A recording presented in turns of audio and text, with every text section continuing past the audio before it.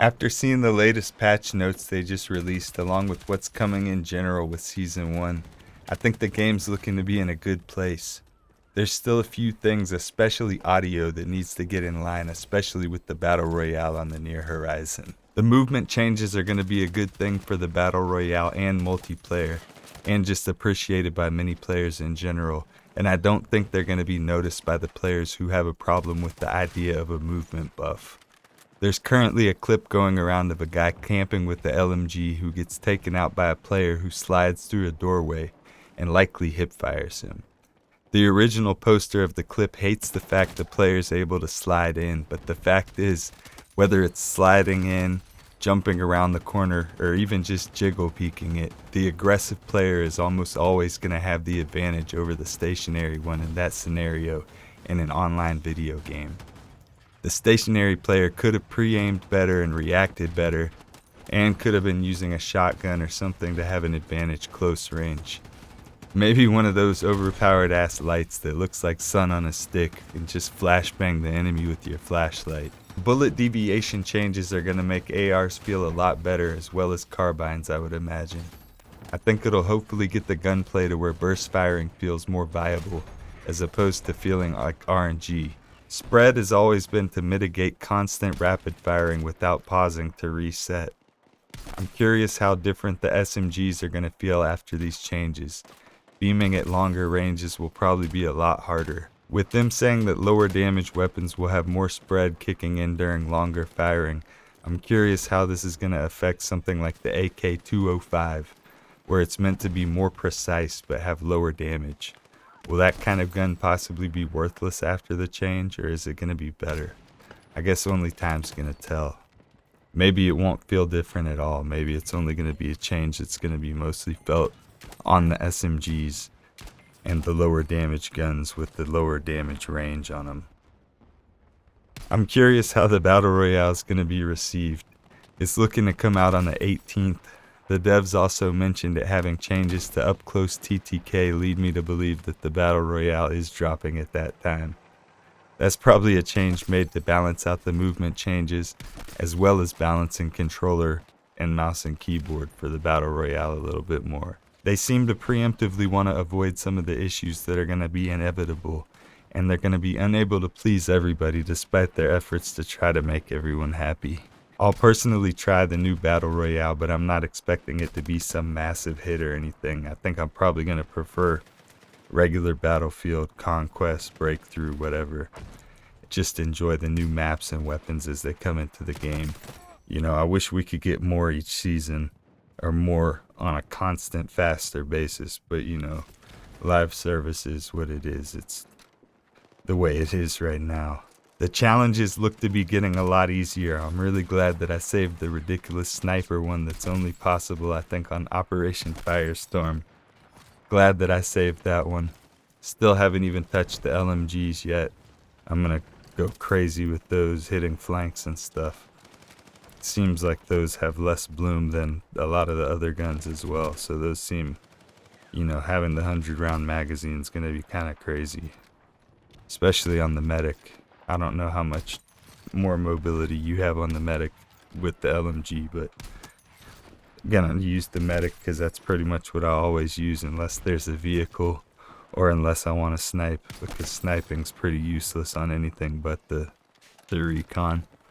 I do occasionally throw the recon on just with an AR or a carbine or an SMG just because the auto spotting's pretty nice. I'm hoping they can do some improvements for the footsteps, especially the ability to locate them close up or just audio from enemies in general. There's always just so much going on, but a lot of the times it feels like there's just no footstep audio at all. Even sounds of like the enemy clothing, gear, all that kind of stuff could go a long way in certain situations for readability and for the immersion that people like. There's just far too many times that there's just dead silence, and that could be an issue for the Battle Royale. But even just for the game, for single life modes, I've tried all different types of sound settings. I've tried 7.1 Dolby Atmos. I've tried stereo, headphone settings, 3D headphone settings. It all basically just seems like there's like sound files that are just not playing. or they're delayed really heavily, or ones that should exist that just don't exist. It's probably just a nitpick to most players, but it's a bigger deal, I think, in longer lasting single life modes like the BR, or just single life modes in general where the audio cue is going to be more meaningful.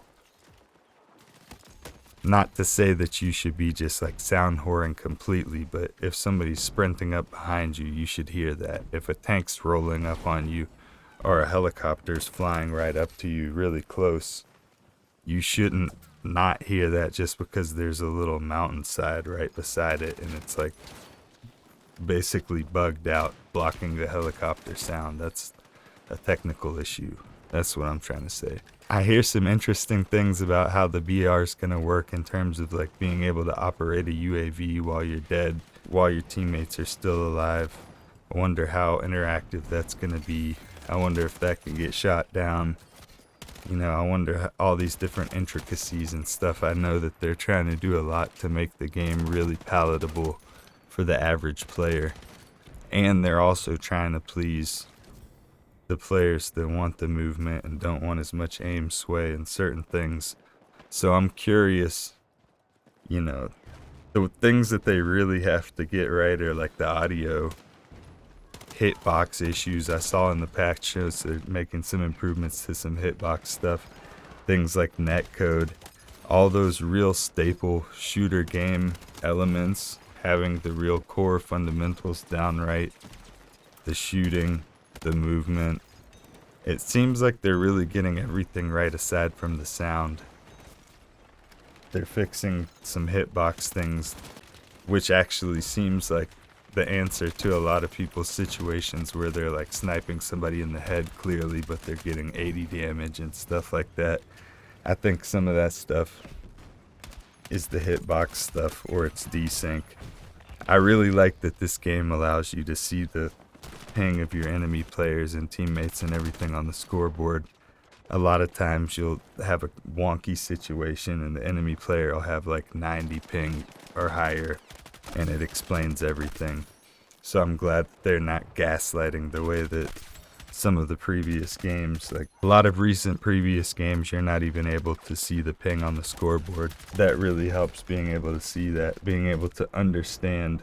Overall, I'm just curious how things are going to turn out in general in terms of the feel of the Battle Royale, how it's going to be perceived by the masses, how many cheaters are going to turn out, how they handle the anti-cheat and everything, how the servers hold up, you know, everything in general. I see a lot of people getting upset about some of the new skins that they have coming with Season 1 and everything. I don't really think that's a really big deal. I think we should hold out until they release some really ridiculous skin, and then we should be outraged about it. But let's just focus on getting the game in as best of a place as it can possibly be. And also keep in mind it's a business at the end of the day. They need to sell battle passes. They need to sell bundles. They need to do all those type of things in order to earn money. And if they're not making enough money off the game, because they made a bunch of money off the initial sale of the game, but come a year from now or something, they're going to need to be pushing harder to make more money in game. So if they're not making money Season 1, Season 2, Season 3, come Season 5, Season 4 or whatever, they could start getting really egregious with the microtransactions, with pay to win even. So, you know, cosmetics, as long as they don't go too far, I think are the least of our worries. I just really enjoy being able to get into matches so quickly on this game, being able to see that I'm playing against a lot of players of similar ping to me, with occasional, you know, extremes here and there, but nothing too crazy. I doubt that we're going to be able to see the ping of our enemies on Battle Royale. We'll have to see, but I'm not expecting to be able to. I'm wondering if we're going to even get the same 60 tick servers on the Battle Royale. That's another maybe. But what do you think about everything? Let me know your thoughts. Hope you all have a great day. Hopefully I catch you on the next one. Take it easy.